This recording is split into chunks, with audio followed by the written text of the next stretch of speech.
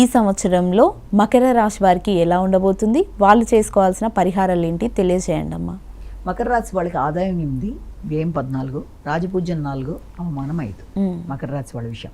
ఈ మకర రాశి వాళ్ళకి ఈ సంవత్సరం తీసుకున్నట్లయితే ముఖ్యంగా వీళ్ళకి స్టార్టింగ్లో సంతానం విషయంలో కానీ, సంతానంతో అభిప్రాయాల విషయంలో కానీ కొంత వైఖరిలో కొంత ఆశించిన స్థాయిలో లేదు, వారి యొక్క ప్రోగ్రెస్ ఇలా లేదు, లేకపోతే ఇలా ఉందని కొంత వాళ్ళు ఇబ్బంది పడుతూ, తండ్రి యొక్క ఆరోగ్యం గురించి కొంత చింతపడుతూ ఇలాంటివి ఉండడానికి ఆస్కారం అనేది ఉంది.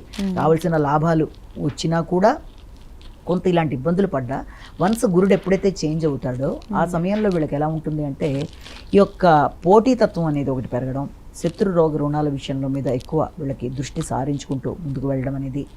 ఈ నేపథ్యంలో శత్రువులు ఇబ్బంది పడ్డానికి చేసే ప్రయత్నాల వల్ల మీరు కృషిశీలత పెరిగి, నైపుణ్యాలు పెరిగి వీళ్ళ గౌరవం అనేది ఒకటి పెరుగుతుంది. ముఖ్యంగా వృత్తిలో కొంత వీళ్ళ మాటల వల్ల కావచ్చు, లేకపోతే పద్ధతి వల్ల కొంత అభిప్రాయ భేదాలు లాంటివి, అపార్థాలకు ఆస్కారం ఉండే అవకాశాలు ఉన్నాయి. కనుక వీళ్ళంతవరకు అవసరమైన చోట మాత్రమే మాట్లాడడం అనేది మొట్టమొదట చేసుకుంటూ ముందుకు వెళ్ళవలసిన బాధ్యత అయితే ఒకటి కనబడుతుంది. దీర్ఘకాలిక పెట్టుబడుల మీద వీళ్ళు చాలానే ధనాన్ని వెచ్చించడానికి ప్రయత్నాలు చేస్తూ ఉంటారు. కాబట్టి ఆ విషయంలో ఆ దీర్ఘకాలిక పెట్టుబడుల విషయం అనే కాదు, దేన్నైనా ఖర్చుల విషయంలో, ఆకస్మిక ఖర్చుల విషయంలో కొంత తగిన జాగ్రత్తలు తీసుకోవాలి.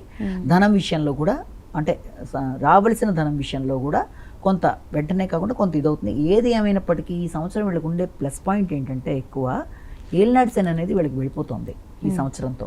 కాబట్టి ఎప్పుడైతే శని ప్రవేశించిన రాశి ప్రకారం వీళ్ళకి ధైర్యం, నమ్మకం, స్థిరత్వం, కమ్యూనికేషన్, పరాక్రమం, తర్వాత ట్రావెల్స్, తర్వాత ఇతర వ్యక్తులతో మంచి సహకారం, ముఖ్యంగా కింద సేవకా వర్గం వాళ్ళు సహకరించడం, తోబుట్టుల సహకారం అన్నీ కూడా వీళ్ళకి ఇప్పటిదాకా వీళ్ళు ఎవరిని అపార్థం చేసుకున్నా వీళ్ళంత వరకు ఇది సమస్య పోవడానికి, ఒక మైత్రి బంధం బలపడడానికి, సహకారం పెరగడానికి ఆస్కారం అనేది ఒకటి చెప్పొచ్చు. సంతానం కూడా అభివృద్ధికరంగా ముందుకెడతారు. వీళ్ళు ఆలోచించిన విధంగా మొన్నటిదాకా అవుతుందా లేదా అనుకున్న కార్యక్రమాల్లో సంతానం అభివృద్ధికరంగా ఉండడం, వాళ్ళకి ఏదైనా క్యాంపస్ సెలక్షన్స్ లాంటివి రావడం, వాళ్ళకైతే ఏదో ఉన్న పిల్లలు మంచి చదువుల్లోకి వెడతారు అనుకుంటే హైయర్ ఎడ్యుకేషన్ మంచి ర్యాంకులు లాంటివి రావడం వాళ్ళకి. అలాగే ఉన్నత విద్యకు సంబంధించిన విషయాలు, దూర ప్రదేశాలకు వెళ్దాం అనుకునే తండ్రి యొక్క ఆరోగ్యం కూడా ఇంత ముందు కంటే కూడా అనుకూలంగా ఉంటుంది. అలాగే ఎవరన్నా వీళ్ళని ఇబ్బంది పడడానికి వీళ్ళ యొక్క స్వయం శక్తితో, అంటే ఆగుతూ వచ్చిన పనులన్నీ కూడా చక్కగా ఇప్పటిదాకా ఏదైనా ఆగుతూ వచ్చాయి ఇంతకాలం బట్టి అనుకున్నవన్నీ కూడా వీళ్ళే చేసుకుంటూ ముందుకు వెళ్ళిపోతారు. ఎవరన్నా మోసం చేయడానికి చేసే ప్రయత్నాల్లో కూడా వీళ్ళు వాళ్ళని అధిగమిస్తూ ముందుకు వెళ్ళిపోతారు. ఏదైనా గృహ నిర్మాణాలు అవి ఏమైనా మొదలుపెట్టినా వాటిని చేస్తారు. అలాగే ఈ రాహుకేతుల ప్రభావం వల్ల కూడా వీలైనంత వరకు వీళ్ళకి సామర్థ్యం పెరుగుతూ ఉంటుంది. తర్వాత దగ్గర ప్రయాణాలు చేస్తారు.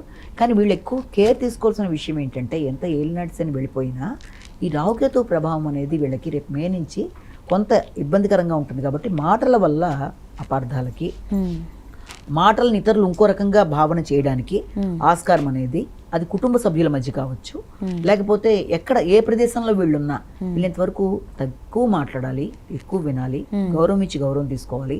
ముఖ్యంగా దీర్ఘకాలిక ప్రాబ్లమ్స్ ఏమైనా ఉన్నా వాటి మీద ఎక్కువ దృష్టి సారిస్తూ ముందుకు వెళ్ళాలి. అనవసరమైన ఖర్చుల్ని అదుపు చేసుకోవడానికి కూడా ప్రయత్నాలు చేయాలి.